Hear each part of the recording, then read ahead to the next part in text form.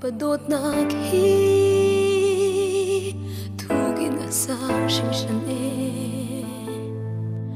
cây san trái lâu biết dòng aga phiền lâu hi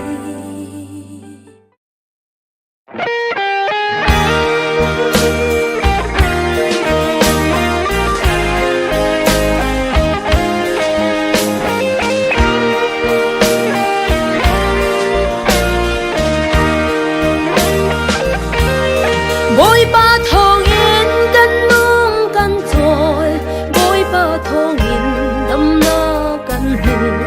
bôi ba thong in nang am tê lệ giang đâm tên đi pha đi thar chung á căn xoài át chặt nang mùi độ căn mù tê Hallelujah Hallelujah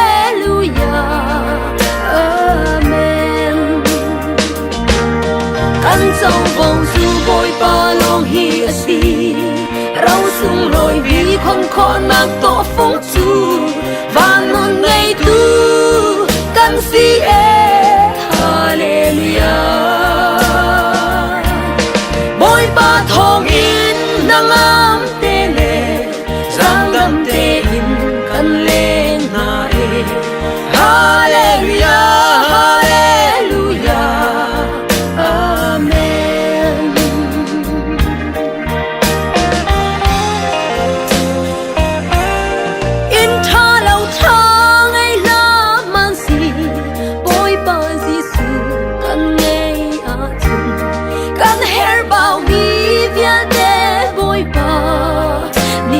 thấy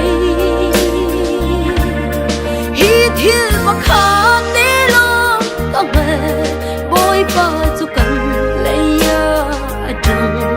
cần chăm bao lại lâu hỏi cha vì cần ngày cần trong vòng chu bôi ba long hi asi rau sung lôi vì không còn nát tổ phong chu và non ngày tu căn si e hallelujah bôi ba thong in nang am te le giang đam te in căn lên na e hallelujah hallelujah amen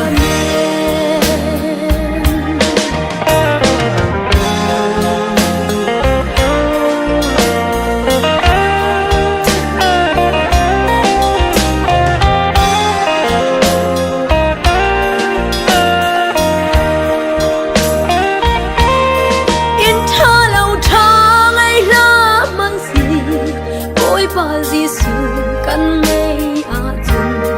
căn her bao mi viên đê bôi ba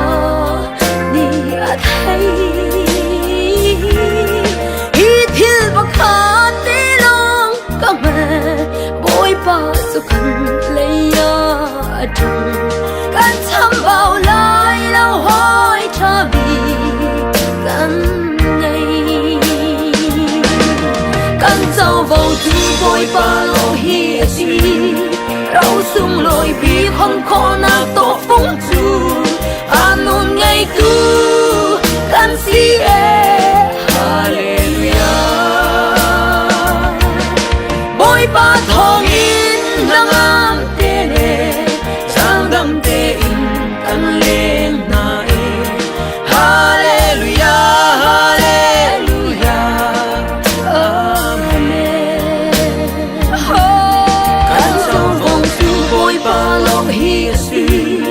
rau sung lôi vì không còn nang to phong chu và non ngày tu